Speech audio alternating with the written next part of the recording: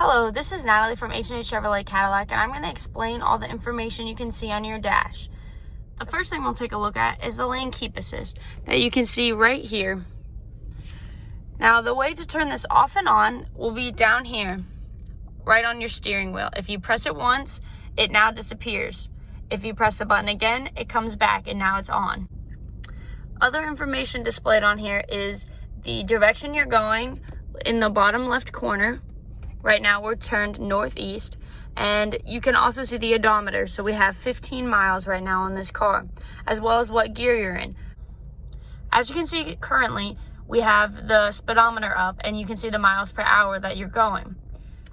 There are many different options of what information you can have displayed on your dash. So using this control right here on your steering wheel, you're able to toggle through the different options. So if you hit the up arrow or the down arrow, it doesn't matter, you can scroll through the different options. Here you have a timer, and if you hit the center button, that will start the timer. If you hit it again, it will stop it.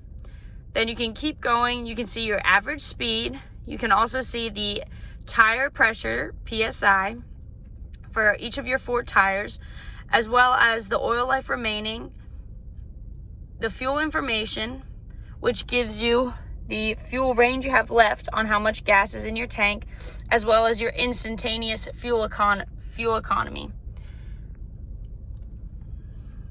And throughout all these, as we're switching through, you can always see the odometer, as well as what gear you're in and the direction.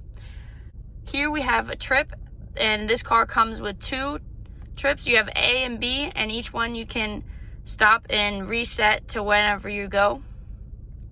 And now we're back to speed.